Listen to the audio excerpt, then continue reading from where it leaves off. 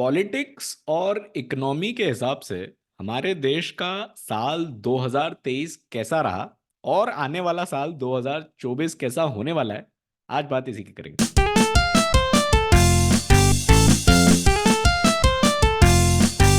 तो कवर करने को आज बहुत कुछ है, इसलिए फटाफट बात स्टार्ट करेंगे पॉलिटिक्स से। कैसा रहा 2023 इंडियन पॉलिटिक्स के लिए। इसकी थोड़ी सी 2023 का मैं ओवरव्यू देता हूँ। तो अगर सिर्फ हम इलेक्शंस की बात करें तो 9 स्टेट इलेक्शंस हुए। इनमें से 3 स्टेट्स में बीजेपी की गवर्नमेंट बनी, जो कि रिसेंटली कंक्लूडेड इलेक्शंस थे, छत्तीसगढ़, राजस्थान और मध्य प्रदेश में। और 2 स्टेट्स में कांग्रेस की गवर्नमेंट बनी, कर्नाटक और तेलंगाना। बाकी नॉर्थ ईस्टर्न जो स्टेट्स हैं वहाँ की जो लोकल पार्टीज हैं वो लीड में रही, कहीं कहीं पे बीजेपी का उनके साथ कोalition भी रहा। बड़े नेताओं की अगर बात करें तो हिंदी हार्टलैंड में 3 नए चीफ मिनिस्टर्स के नाम अनाउंस होने के बाद ये तो तय हो चुका है कि पीएम मोदी की पकड़ बीजेपी पर बहुत स्ट्रांग है। अगर हाई कमांड से ऑर्डर आएगा तो लोकसभा राज्यसभा के जो एमपीज होते हैं, यूनियन मिनिस्टर्स होते हैं, वो भी जाके एमएलए का चुनाव लड़ेंगे।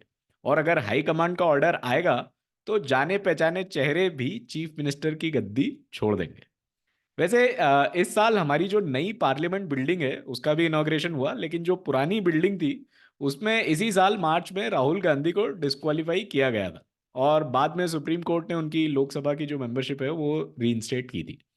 राहुल गांधी ने इस साल की शुरुआत में भारत जोड़ो यात्रा खत्म की थी, और उससे उनकी पॉपुलैरिटी बढ़ी या नहीं ये आप डिसाइड कर लीजिएगा, लेकिन कांग्रेस के मल्लिका अर्जुन खड़गे की जरूर इस साल पॉपुलैरिटी बढ़ी है। पिछले साल अक्टूबर में वो 24 साल में पहले नॉन गांधी पार्टी प्रेसिडेंट बने थे, और इस पूरे साल काफी लाइमलाइट में वो रहे। सो मच सो कि रिसेंटली उनका नाम इंडिया अलायंस ने एज ए पीएम कैंडिडेट भी सामने किया था।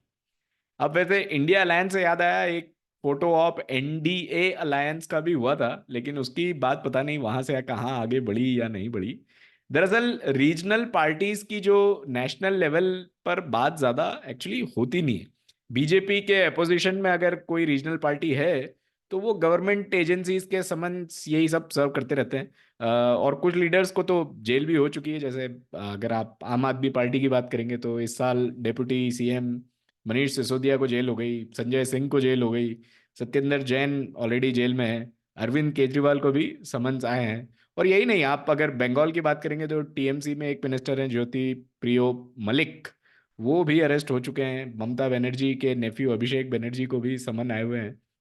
तो दरअसल समन तो इधर बिहार में आप जाइएगा तो आरजेडी के तेजस्वी यादव को भी आए हैं रिसेंटली, कांग्रेस की प्रियंका गांधी को भी आया हुआ है। तो बात करने को बहुत कुछ है, लेकिन अभिषेक पॉलिटिक्स को लेकर आप क्या कहना चाहेंगे? 2023 कैसा रहा, और आप ज्यादा फोकस करिए 2024 के लिहाज से।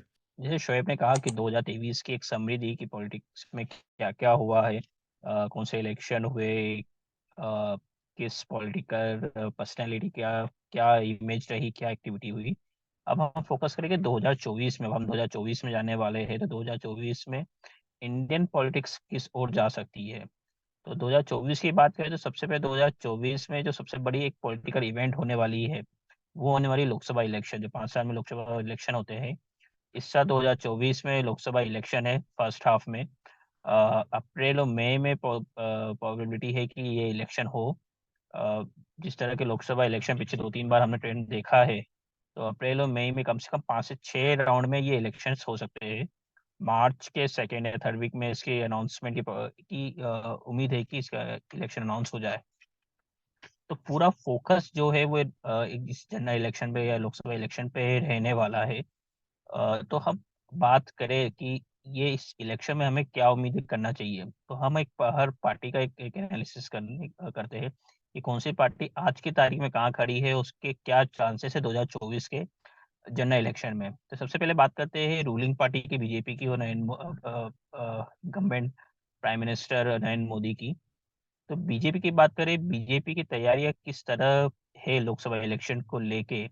तो आज की तारीख में बात करें तो बीजेपी की पोजीशन, तैयारियां काफी अच्छी दिख रही है लोकसभा इलेक्शन को लेके। हाल ही में जो विधानसभा चुनाव हुए हैं, 5 राज्यों में जो विधानसभा चुनाव हुए थे, 5 में से 3 राज्यों में बीजेपी की सरकार बनी, जहाँ पे एक राज्य में उन्होंने मध्य प्रदेश में अपनी गवर्नमेंट रिटेन की है, मध्य प्रदेश, छत्तीसगढ़ और राजस्थान में उन्होंने सरकार बनाई है, जहाँ पे पहले कांग्रेस की सरकार थी। तो बीजेपी की जो बात करें कि बीजेपी काफी ही अच्छी पोजीशन में इस समय दिख रही है। जैसे कि हमने पहले भी हमारे जो पॉलिटिक्स पे हमने जो वीडियो किए हैं उसमें हमने बात की थी कि किसी भी पार्टी के लिए तीन चीजें काफी इंपॉर्टेंट होती है: नेता, नैरेटिव और कार्यकर्ता। नेता उनके पास है, प्राइम मिनिस्टर का सबसे बड़ा एक चेहरा है जो आज की तारीख में एक एक काफी पॉपुलर एक नेता है पॉलिटिकल सर्कल में या वोटरों के बीच में।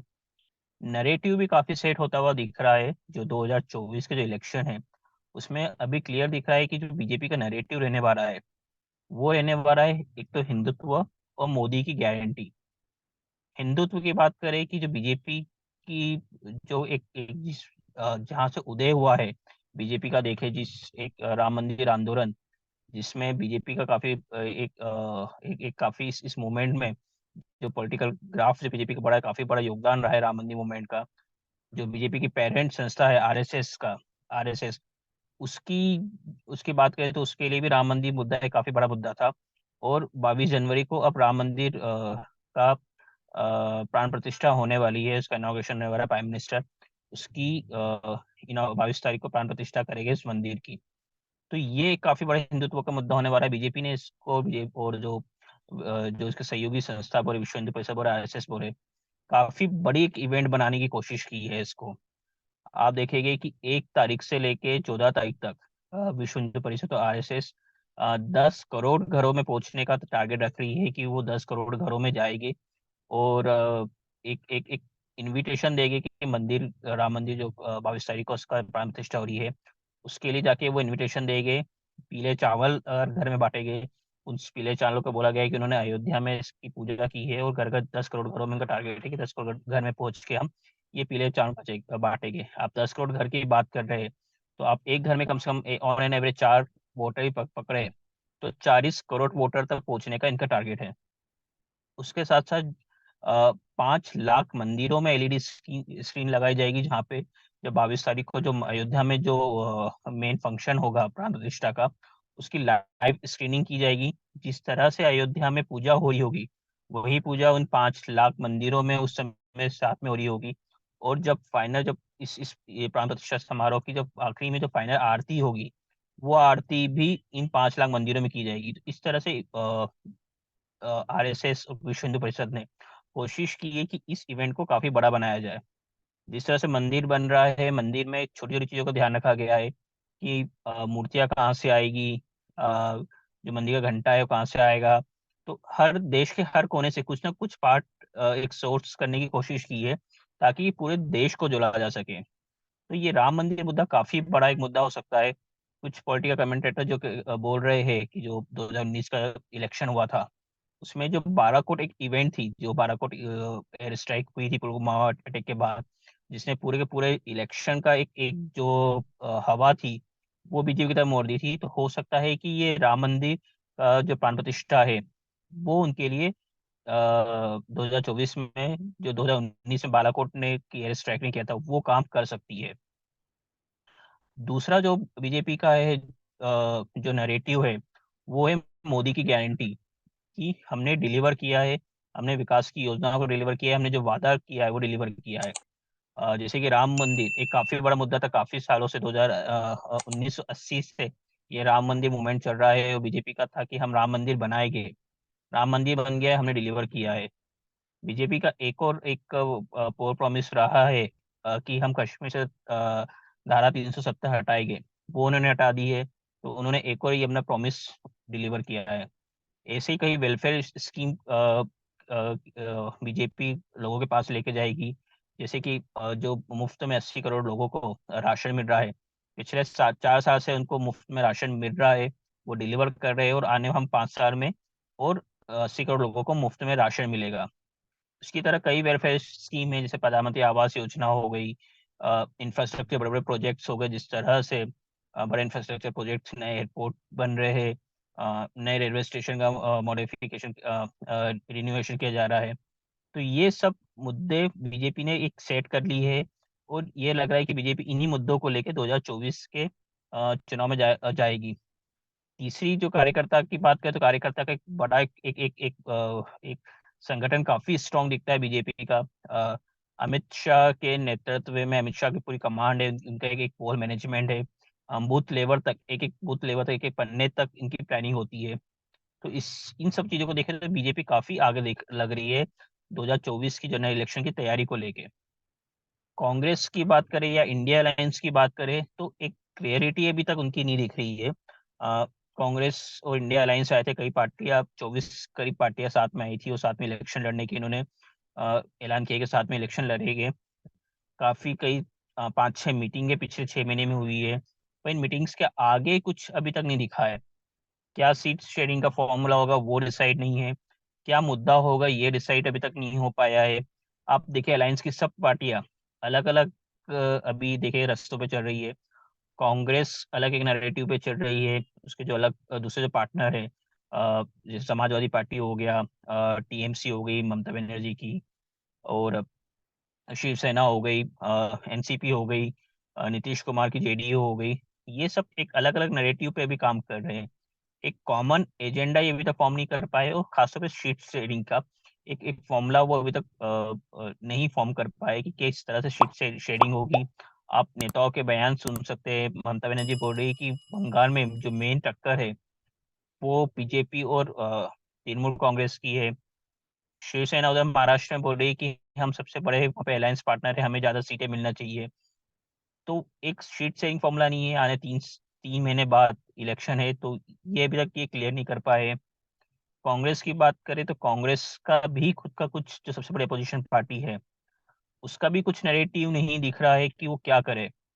अभी कांग्रेस की हाल ही में नागपुर में जो उनका एक 138वां स्थापना दिवस था, उसकी रैली हुई थी। उसमें उनकी जो पूरा जो एक फोकस देखे, जो वहाँ पे जो राहुल गांधी का हुआ भाषण हुआ, मल्लिकार्जुन खड़गे का भाषण हुआ, तो जो उनका नैरेटिव दिख रहा है कि वो एक एंटी आरएसएस एक माहौल बनाना चाहते हैं, कि उनका था कि हम आरएसएस के खिलाफ लड़ रहे हैं। और दूसरा ओबीसी आरक्षण को लेके उनका एक मुद्दा बनाने की कोशिश कर रहे हैं।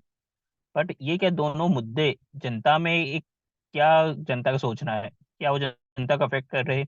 क्या उनको, जनता को लगता है कि जो आरएसएस है, वो जो आरएसएस की जो सोच है, उससे उनको नुकसान हो रहा है? या ओबीसी आरक्षण कितना जनता को इफेक्ट कर रहा है? जो हाल ही विधानसभा चुनाव हुए हैं, जो हिंदी हार्टलैंड की हम बात करें, 3 राज्यों में चुनाव हुए हैं, राजस्थान, मध्य प्रदेश, छत्तीसगढ़ में। वहां पे भी कांग्रेस ने ओबीसी को आरक्षण का मुद्दा बनाने की कोशिश किया था, पर जो रिजल्ट आए उससे लगा नहीं कि वो उसको मुद्दा बना पाए। तो कांग्रेस और इंडिया अलायंस अभी अपनी जो पोल तैयारी है उसमें काफी पीछे लग रही है।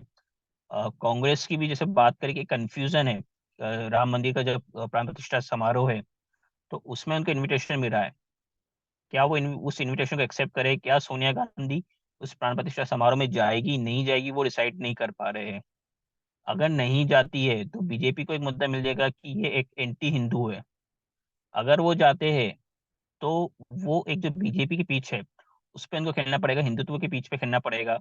नागपुर की जिसमें रैली में कहा कि उनका जो मेन फोकस था वो था कि हम आरएसएस की पॉलिसी के खिलाफ है। और जैसे कि मैंने कहा कि जो राम मंदिर एक आरएसएस का एक कोर मुद्दा रहा है। अगर आप आरएसएस के खिलाफ हैं और आप इस प्राण प्रतिष्ठा में जाते हैं, तो जो आप बोल रहे हैं कि हम आरएसएस के खिलाफ है, वो एक एक चीज, वो उसको आप काउंटर नहीं कर पाएंगे। तो कांग्रेस ये अभी तक डिसाइड नहीं कर पा रही कि हमें जाना है कि नहीं जाना है। जैसे कि इंडिया की ओर जो अलायंस पार्टनर है, जैसे सीपीआई है, उन्होंने क्लियर कर दिया कि हम इन्विटेशन मिला है, पर हम नहीं जाएंगे, क्योंकि हमारी जो एक विचारधारा है, वो जो बीजेपी आरएसएस की विचारधारा है उससे अलग है। और ये जो प्राण प्रतिष्ठा समारोह हो रहा है, ये कहीं ना कहीं बीजेपी आरएसएस पूरा इसको डोमिनेट कर रहा है, तो हम इस प्राण प्रतिष्ठा समारोह में नहीं जाएंगे।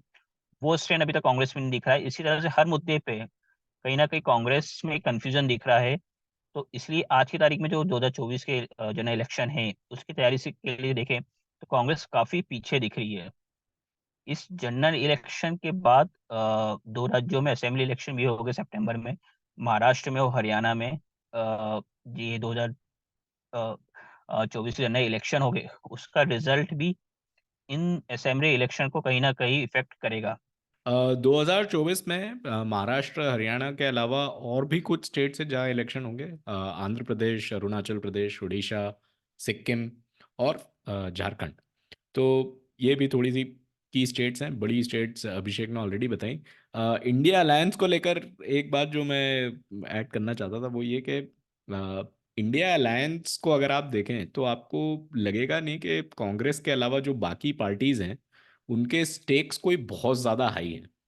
अगर आप किसी भी पार्टी को देखेंगे, अगर वो ये चुनाव हारती हैं 2024 का, तो भी उनकी जो पोजीशन वो जहां पर हैं वो अभी वहां पर हैं और वो वहीं पर रहेंगे। आप ऊपर से स्टार्ट करिए। अब फारूक अब्दुल्ला, क्या वो 2024 का लोकसभा इलेक्शन लड़ेंगे? पता नहीं। आप नीचे आइए, आम आदमी पार्टी, क्या अरविंद केजरीवाल चुनाव लड़ेंगे 2024 का? बिल्कुल भी नहीं।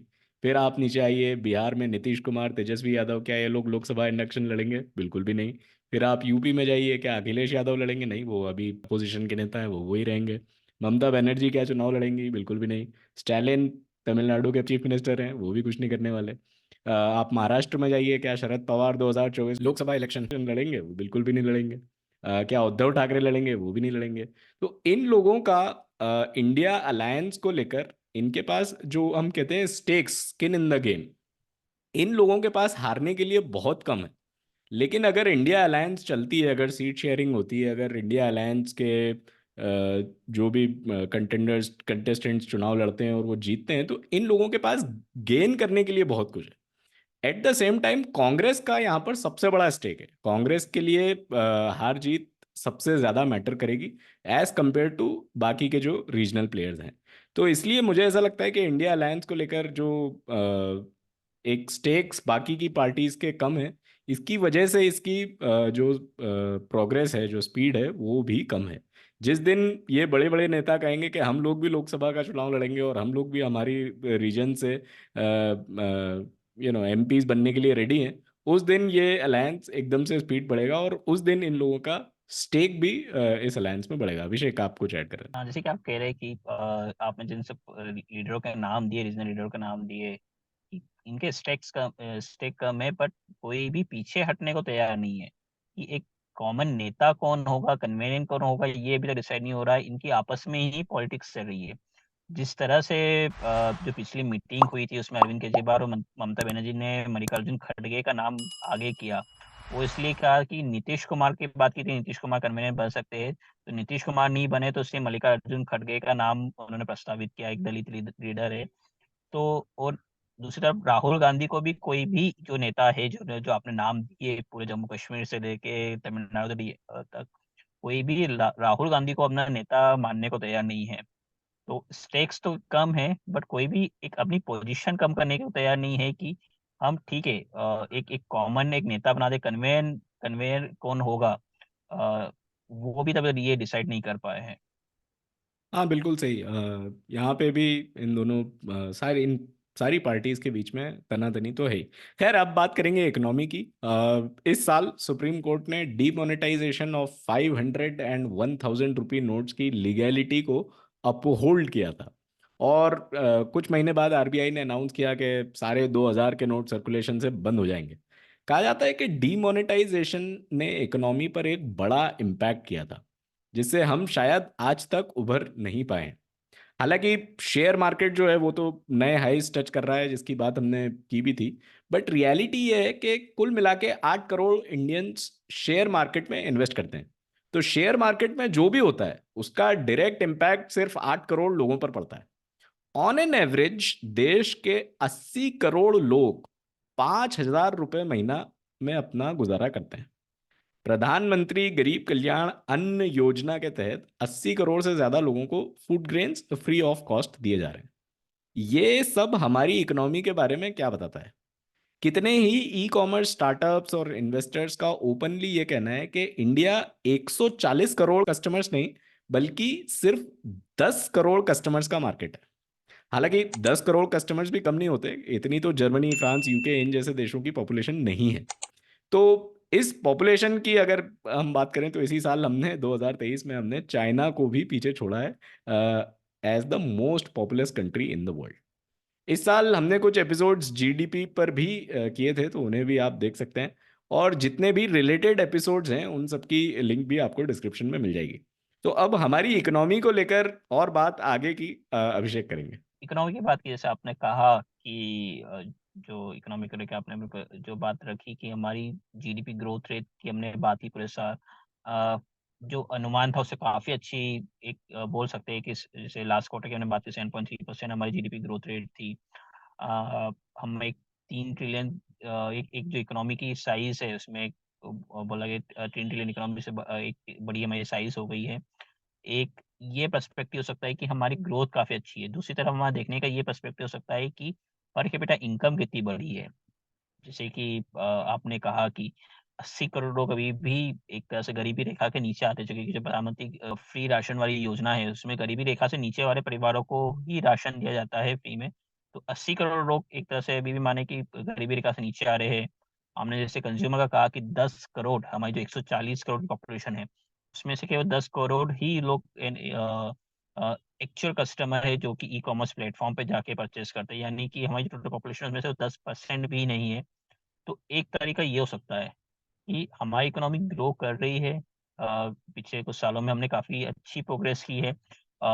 एज़ कम्पेयर जो दूसरी डेवलपिंग कंट्री है, उससे हम कंपेयर करें तो हमारी जो ग्रोथ रेट है, जो जिस तरह से हम जिस रेट पे, जिस दर पे हम बढ़ रहे हैं, वो काफ़ी अच्छी है। बट क्या वो सफिशिएंट है कि अभी भी जो हमारे पर कैपिटा इनकम है, क्या वो अभी भी एक एक एक एक जो विकसित या विकासशील जो दूसरे देश हैं उनके बराबर आ गई है? अभी भी हमें काफ़ी एक एक इस पर कैपिटा के टर्म में काफ़ी करना है। जो ग्रोथ रेट है, वो कम से कम हमें मेंटेन करना है, उससे ज़्यादा हमें आगे बढ़ना है।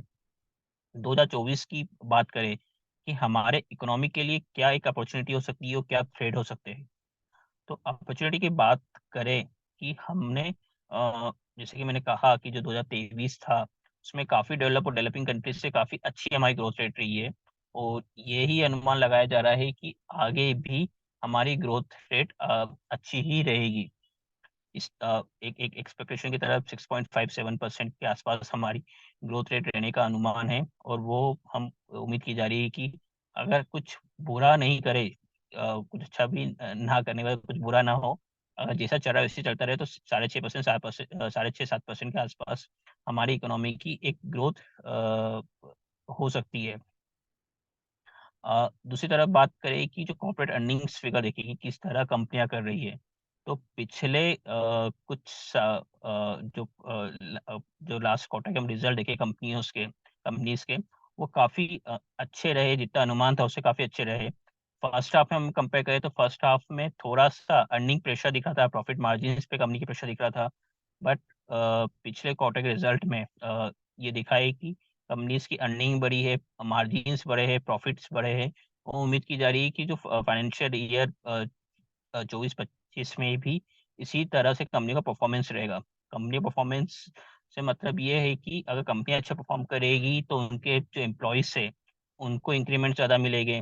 कंपनी अच्छा कर रही है, यानी मार्केट में डिमांड है, तो ही कंपनी के प्रोडक्ट बिक रहे हैं, उनकी सेल बढ़ रही है। तो ये पूरा एक पर्सपेक्टिव है। स्टॉक मार्केट की बात करें कि 2023 में हमारे स्टॉक मार्केट ने लाइफ टाइम हाई पे चल रहे, अभी भी हमारे जो मार्केट है Nifty NSE life time high पे है, और जो भी डेवलपिंग और डेवलप कंट्रीज के मार्केट है, उससे काफ़ी अच्छा परफॉर्म किया है। जो रिटर्न देखे कि काफ़ी अच्छा रिटर्न दिया है। क्या स्टॉक मार्केट हमारी इकोनॉमी को रिफ्लेक्ट करते हैं कि अगर स्टॉक मार्केट अच्छा कर रहा है तो हमारी इकोनॉमी रिफ्लेक्ट कर रही है? अ, ये कहना कि अ, पूरी तरह से ये रिफ्लेक्ट करते हैं, ये एक गलत होगा। कुछ हद तक हमारी रिफ्लेक्ट करते हैं। स्टॉक मार्केट कब बढ़ता है जब कि कोई कंपनी अच्छा परफॉर्म कर रही है, उसका परफॉर्मेंस अच्छा है, तो स्टॉक मार्केट बढ़ेगा। उसके अलावा ग्लोबल फैक्टर्स का काफ़ी रहते हैं कि जो फॉरेन इंस्टीट्यूशन इन्वेस्टर है, वो अपना पैसा कहाँ पे लगा रहे हैं। दूसरी एक एक और चीज़ जो हमें स्टॉक मार्केट में देखने को मिल रही है कि पिछले कुछ सालों में, स्पेशली कोविड के बाद में, एक कंज़्यूम एक एक एक जो इंडियन है, उसका जो सेविंग पैटर्न है, वो चेंज हुआ है। आप कुछ साल पहले देखें कि जो कन्वेंशनल सेविंग एक एक मानी जाती थी, किसी को भी सेविंग करना है, या तो वो एफडी कराता था या फिज़िकल गोल्ड खरीद के रख लेता इन्वेस्टमेंट के तौर पे।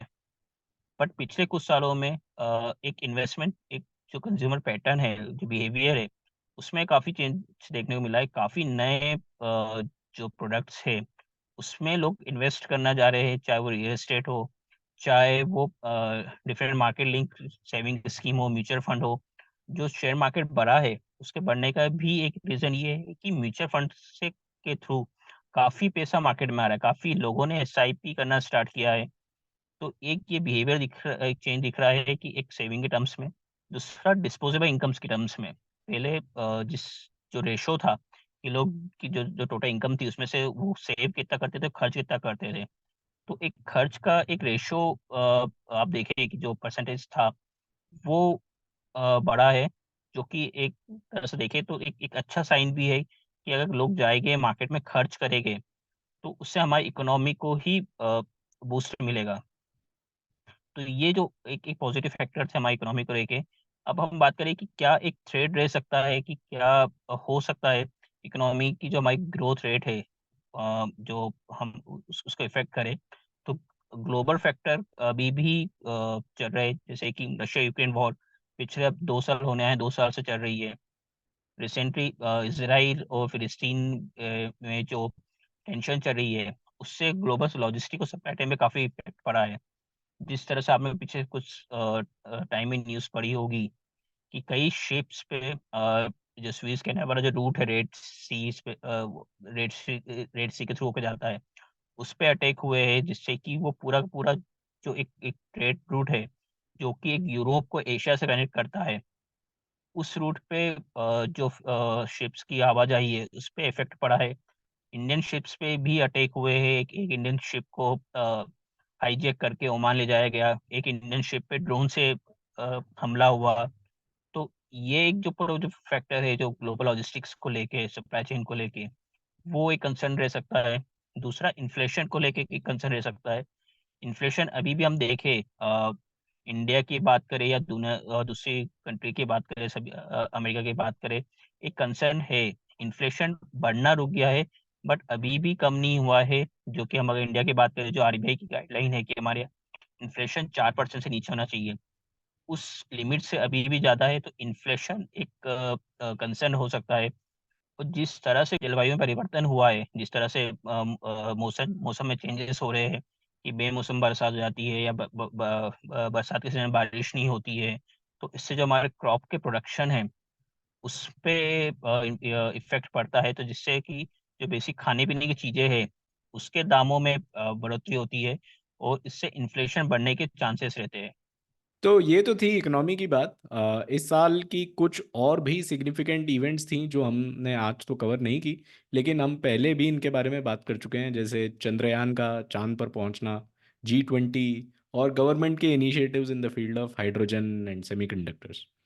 इसके अलावा कुछ और भी सिग्निफिकेंट इवेंट्स इस साल रही, जैसे कि मणिपुर वायलेंस, जिसको हम यही उम्मीद करते हैं कि आने वाले साल में यहाँ सिचुएशन बेटर हो। इस बार के कॉन कॉल में इतना ही। मेरी और अभिषेक की तरफ से आप सबको हैप्पी न्यू ईयर।